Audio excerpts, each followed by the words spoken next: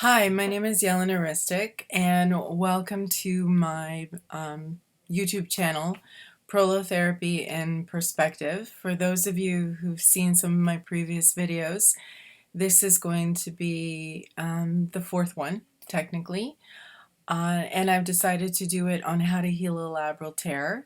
I'm hoping to do at least a video or two a week because I know there are a lot of people out there, quite a few of whom I've connected with, who are asking for more information probably as quickly as I can get it out. And the biggest topic this week has been labral tears. So tears to cartilage. What I will say is that pretty much any kind of a tear to cartilage, especially in a ball and socket joint like your shoulder or your hip, that could be a labral tear in your shoulder or it could be a labral tear in your hip, are tears of cartilage. Now, we have to look at a few factors in answering some of the questions I've been getting, which are mostly how did you heal your labral tear, which solutions were used, how many treatments did you need. Those are all going to be individual answers. So I will introduce you to some factors that I believe really impact all of those things. What solutions were used, how many treatments are necessary, how long it takes to heal and recover, what you need to do to recover, etc.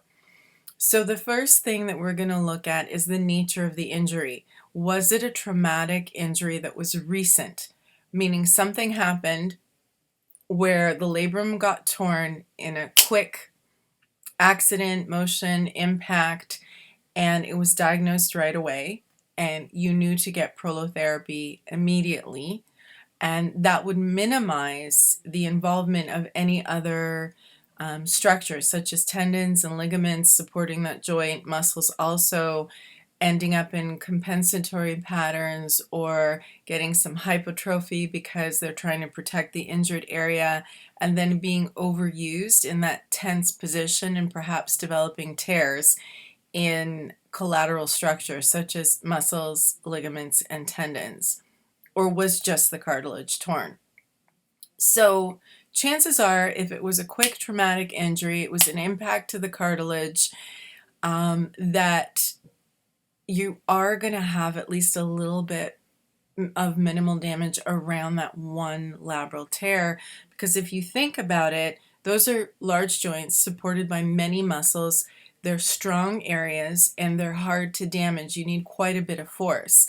So that it would make sense that some of the ligaments, tendons, or muscles around that labral tear were also mildly injured. Now, they may be able to heal spontaneously depending on the extent of the damage, or they might need some treatment themselves. So I would say a good test or a good idea for how much treatment your labral tear is going to require would also be some investigative diagnostics around the area. So for example, an MRI might clearly show a labral tear. An MRI may not show clearly some damage to surrounding muscle, ligament, or tendon. Often something called a dynamic ultrasound is required. That's where you have someone who is trained in ultrasound technology, who knows to move the joint around in different positions, to open up and close, position and reposition the muscles, ligaments, and tendons from different angles, and really search, deeply search along each structure for gaps and inconsistencies in the images that they're getting on the ultrasound that can signal tears. And sometimes you have Swiss cheese-like tears where you have little tears throughout the area. Sometimes they are tears that are not visible in one position but visible in another position, and MRI can often not be adequate to locate all the surrounding tears. So let's say you have traumatic injury, it's recent, and you've gotten an MRI. You can clearly see let's call it a medium size to a large labral tear. chances are you have some injury to the structures around ligament, tendon, and muscle. It would be a good idea to get an exploratory diagnostic ultrasound of those structures in the event that your MRI does not show any, sorry, I'm looking for the word, it doesn't show any companion damage that happened at the same time. Now, if you do the diagnostic ultrasound and it comes out with very minimal damage or nothing at all, which I would find very strange to have absolutely no damage, especially on a recent injury, you can decide what to do. The damage might be so minimal that it would make sense to just treat the tear. The reason being is once that tear starts to heal, the joint will stabilize, the muscles will be in a better condition to spontaneously heal. The muscles, ligaments, and tendons that might be affected. So you could choose to focus the attention, the prolotherapy, on the actual tear and leave those structures to see if they'll spontaneously heal if they're minimally injured. You could also choose to treat them as well, especially if it's a large, medium to large tear. The reason being it's going to take a while to heal. So while you're moving around, the other areas that might be injured are also more open to injury or further injury themselves because they are both injured and trying to stabilize that original larger injury in the labrum. So ideally, you should treat everything at once if you can afford to and if it makes sense to. Especially, again, I'll repeat, if it's a medium to large tear with any collateral damage in the ligaments, tendons, and muscles surrounding it, it would make most logical sense to treat everything at once and get everything healing together, and to be very gentle and very careful about using that joint in the process of healing. How many treatments will it take? That depends on a lot of factors. It depends on your capacity to heal, your health. Do you smoke or not? What kind of diet do you have? In another video, probably the next video, I'll talk about diet, since I know a lot of you are out there already receiving prolotherapy and trying to heal, so it would make sense to give you at least that information to support your healing. But let's review that again. So the factors that are going to that the rate of the healing are going to be dependent on are the size of the tear, how much collateral damage you have around it, your general health and healing capacity, obviously your diet if you're a smoker, a non-smoker, and I'm going to highly recommend right now collagen supplements, vitamin C, collagen supplements, vitamin C, and also bone broth, and pate. I'm saying pate, but it could be liver. If you enjoy liver, eating liver, I would highly suggest that. If you don't, I would suggest pate instead. It's more palatable and easier to work into your diet. The reason I'm definitely suggesting collagen, bone broth, and pate is that when I incorporated all three into my diet every single day for 3 months as an experiment and went back to my prolotherapist, he reported that my platelet count had increased by 30%. So in my situation, incorporating those things into my diet really made a difference in my body's power to heal. And I can also say, I don't know if it was a coincidence or not, maybe it was me just overcoming a plateau, but the best healing I also had was after I incorporated those dietary changes and then had a treatment directly after and then continued with those dietary changes, which I've never stopped. I'm enjoying how I feel with that kind of a diet, so I'm just continuing it. And it does help with healing, as far as I've found. So with that said, we're talking about a medium and a large tear. Now let's talk about a smaller tear that was maybe created through repetitive strain or stress. This might actually be the opposite situation, where your labral tear is smaller, but the tears in the surrounding ligaments, tendons, and muscles are larger, or there's several of them because there's so many muscles around a shoulder joint or a hip joint, keeping that joint together, attached to that joint, and helping that joint go through a full range of motion. So if it's a repetitive strain injury, it could be that you have many small tears in most of the muscles. Could be 10, 20, 30, could be a large number of muscles, but tiny, tiny tears. And again, it could be a Swiss cheese-like thing. So think about wearing out a t-shirt or a pair of jeans.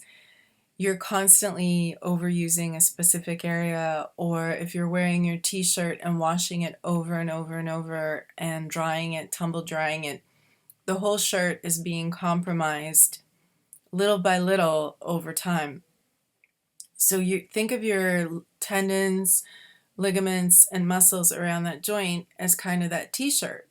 So when it gets to a point where all those structures are getting compromised, they're maybe still compensating, you might have some aches and pains, soreness, tightness, but no really terrible pain, and then you suddenly feel a terrible pain and you lose a lot of functionality.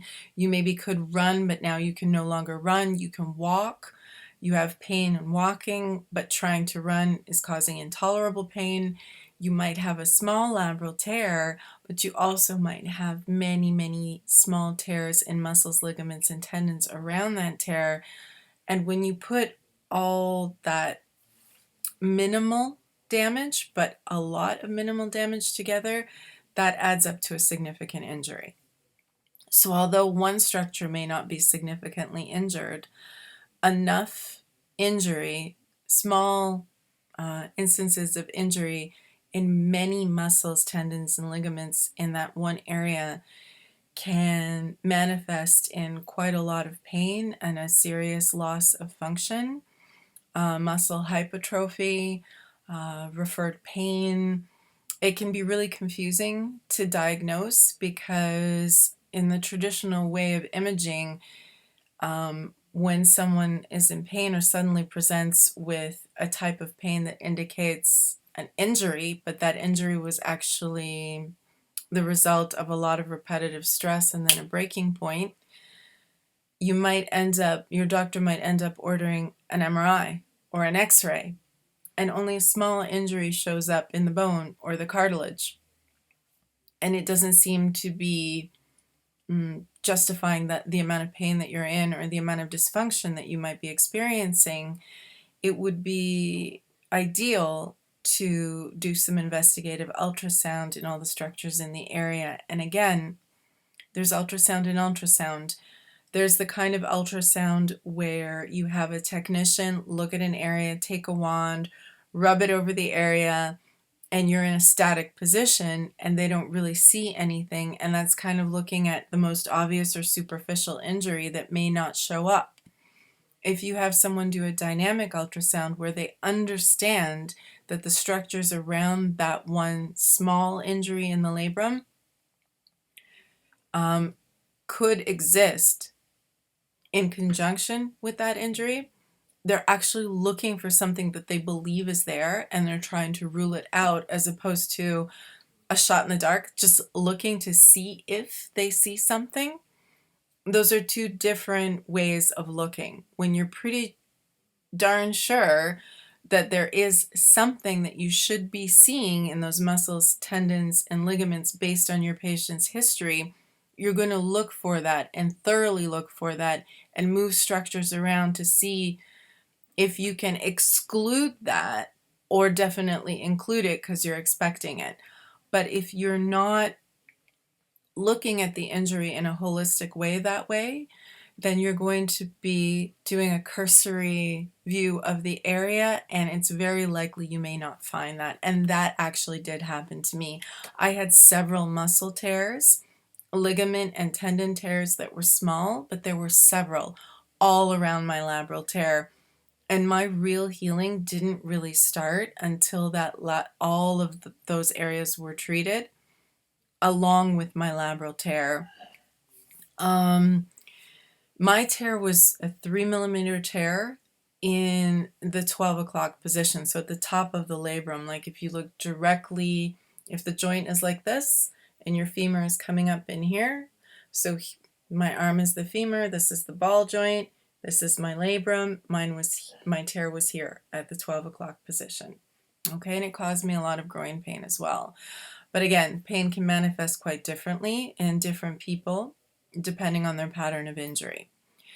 So to summarize this, a long-standing injury may look small on an MRI, but actually be large because it is comprised of several injured areas that might have small injuries. You might also have a large injury from trauma, but it is wise to look for smaller injuries or companion injuries around that one large trauma, because to move a joint that much to create a large trauma in the cartilage often means tendons, ligaments, and muscles were strained or stressed in the process. So I hope that makes sense. To finish off this video, sorry I'm doing a quick one tonight. It's late. I'm back at Humber College in Toronto teaching new courses, so I've been kind of really tight on time, but I wanted to get something in for people today. Just to summarize, at the end of all of this, how do you treat? What solutions? To summarize the kind of solutions to be used.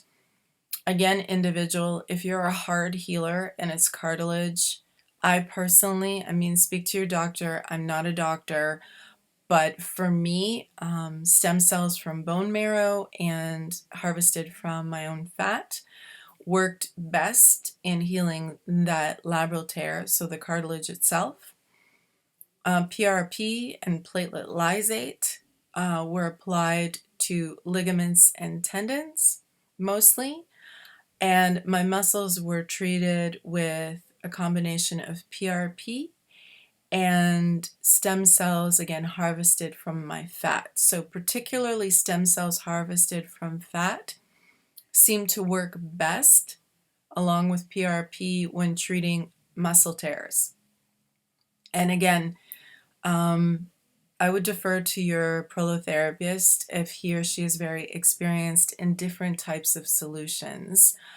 Ideally, you want someone who has worked on people using different combinations of solutions and has a good idea about how their particular combination of solution performs on either muscle, ligament, tendon, or cartilage. Again, a recap. For cartilage, for me, what worked best was a combination of bone marrow and stem cells harvested from fat. So stem cells from marrow and fat, and PRP. For my muscles, stem cells harvested from my fat and PRP. For ligaments and tendons, mostly PRP. And there was a time, and I'll get into that later, where pumice was used, but pumice is being taken out of circulation for prolotherapy, and I'll talk about that in another video. So pumice might be very hard to come by for ligaments and joints. I hope this made sense. I'm sorry I don't feel like it was the best video, let's say, but I hope you got a lot of information out of it, and I'm hoping to have at least one or two out by next weekend. Thanks for watching. Again, if you have any questions or comments, I welcome them all. This is the first time I'm running a YouTube channel, and I'm very happy to hear any kind of commentary, suggestions, and to answer any of your questions. Thank you very much for watching.